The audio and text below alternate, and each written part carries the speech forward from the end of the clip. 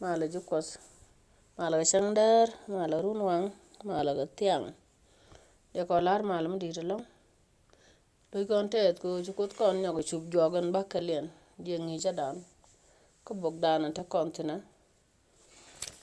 bogta ta loaj man nel kana pin ki man nel kana win mon ta kon kona de ji runa na me alia gata kwar mala en ci kon chop ngi jan bakalen ajana ni man do nya boyji mi deng mala introduction dan mala jalat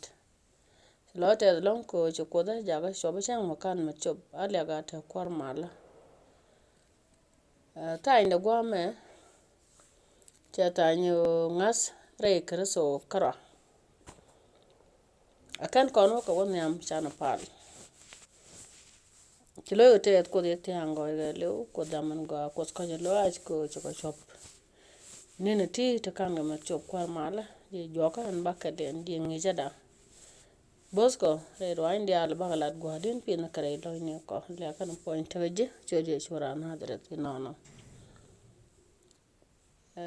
hata lo mi di long ju kot ko che kon chang na che kon ko bu chang jaw do bu jaw long che mo ka toin ana bi apalaka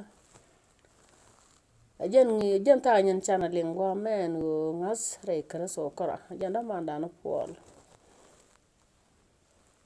chiyo gon tit kon ka wich da kon jak ka ji filipai chiyo dok bad wal chalar no an goro bakara so ngas amana bom jeje de lis kana de choy de nyak ka je anu de shushat ka je ray lesde ka sangwan ni de je lis ajanda manda na pol la roy mishat ka roy men goro da kar so da jangach amana bom jeje de lis ajana mi cha jangach no jan bonga da jan go de je lis jarwa jata konten ne siang re roy ni koten gor kon ke rien mu gala an wo nget kon kar so ba jelis ka ba kon jelis kel gaje ajana ku kon da ngedan taman wo ban ro dan jelis gwado no kar so ye shu wo lo njaw red mo shida manda no pol tem kon jan ngeda jen wo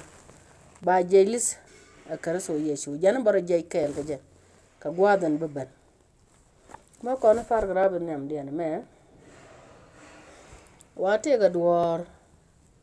duor ka kon mi shidot ke diw ka kuj kana teka ka ngas kara ashilat ngune teten wana me cha dot ke diw ka kon cha dot ka kon ke diw en kele mane ma bana kula wotene wa mulo no ka ngas gwani kon dial la kon let kon gwech set ka mi te ka ma de kana lot re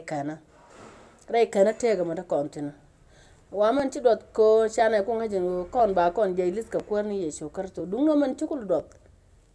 man ci dot ke di won tema reite ka man kontin ke re gwada ta kontin ni entema reile ni kon di al man ci dot ke diw e wala kon let kon gwichete ka ma da kana lot re kana ke reite ka mata kontin man ye char te ga ma di ladan tam mu tok mu de loy ko jaga tet ke mu de ji jaka ken kan te ga mu chilat ka kwide kar so ye sho jan ci dor la da ka kwi kana ko jan ci won yalo jan cha nago ka kwi duari kon kan edungde na manta ma jan ci dot ke di wore te ka dan ko kan changun alor akwarne ye sho kar so mi gweje je te ga mi chilat ka kwide karwa na mo no te mi di lat mi di kula kan gaje na mo wa jen ti dot ke di wore te ka dan kire ne ne krishna de al eno gwe kene ma let ka let e kwi kana wa na mo cha do la e di ka kon lot polo kan changuna lor mani kam kwarni ye shukar to kan mani e kam en go she lat ka tede la da jen ka tede te li mi lat ka kwede chana met ka ko wi jariya da mona awa kaduo mu bum ci pol raje malat kaduo mu bej ka kwine ne ten char ka jen go shwel te ka lot ka kwi kana a jariya da rawda na me chana lar chalar ken yam go man ti do ka de ko kon kwi ko char ko ne mi ko te di kon la de kon kula ken ci pol nyaw la de no man ti do la nyok ma rawde man ci pol la de o jega je beje long ke gwe je beje o te ne to gwe no de kan aneme chiga chiang chwal ka chikana jak no mo jarawde ato go pujanta mo gwe kona no me kana chwal chara mi shada kan kama shaji chwal ajande jaka kan ajariya da rawde na mona ka pol ko kap wi ba awasanat ganken go de kalat ken char chet ke chwal no teka me dere lat re kana teka chupole jaka joch agoan go siang chung be ka kreso ala much me be ka ngas de kon kod laro ke de kon lara amina le gata kwar mala ke ale gata kos chupole lara jojen go siang chung be ka kreso ala much me be ka ngas ani chana janen kariya dang rawtan chana jeng niam chana ban je ko siang chung no poinde be ka ngas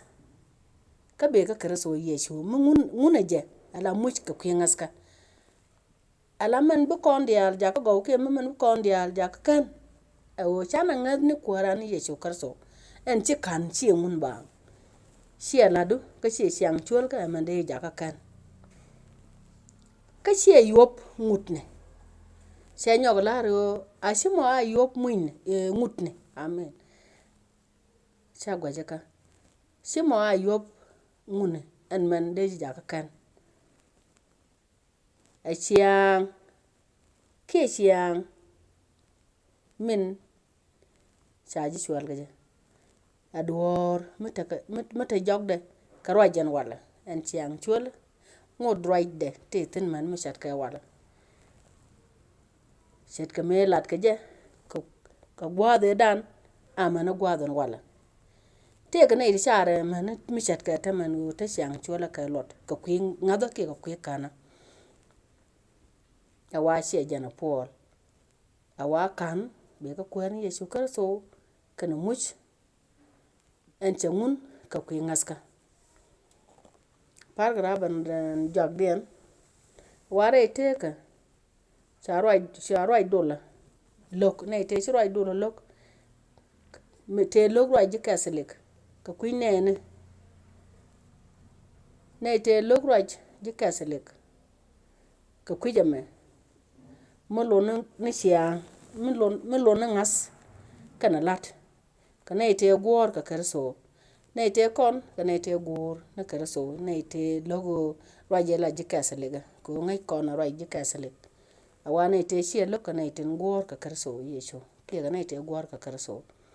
ka gut karso ke ka mut ka kwingune karso ba ti dial ka kon ba tuk ka jan pe ngada wa man chana ya laka yi bana lat ka gwad me chana je kwengten ka bana chiang ka ngech mu gwa reino ka kwas ka bana yai ni dial jek amane antama ka kwi kana teka me ken kon ngas dan lat kering ngadan me ken kon atom kering a chan tom ni je ka kwar ye chukar so awa mu gwa lon ka kwi dan ke jan kante ka man ko kono lagor chan ngadan chan jalat ka kwer ni yesho ajan bu kon nyoti dialo ke jan bu kon nyodu no kreso yesho ke no daman tok ajan be nyot kono me kwen kon gwa to de me ka jan jibru choko wara ubatra awa ka gwe je gwe ni yesho la tuk ka pe ngaza dan min tilia rut wijias ka kwita da loaj enta niamde ka kena riek ka dup kena riek ka dup hoja ka nyura ku shwej kamkos amen amen ajan nan wa bana ngaza na maya wa gwayna ni yecho en la tuk ka penga ta dan men tilia rut wijias ka kwita da loaj shalia rut wijias ka kwita da loaj ajan bana tit ka wijana man ban nan ka dan keren go telekon long medena lat mede kon ja ka ken kane dun yecho kar so chana gwayne ja kalia da wijias ka kalbare mati di jan mi shat kana mo ajala ngas du man togo en wo shekar so yecho chaliw ko dware ko ka kuja mo ajan introduction dan tango ten jok ka niam gan mana kon dial be kan blan mi chang chalat ka gwa jalo alo du na koch mato de chileng rodu mo ka ba ka rodu kel ajan gwa to de me chalat no ngas dan chan ja tom ka kwer ni yecho so man chiliw jas ka kalbar chia lang dan na no de na kan te ka edung de kuja mo ala ga ta kor mala kan kan lo te ko de tiango ko da men go ko ishon ka lo ko ni te piasre lo ne no ko la kan point je choje shura nazras amen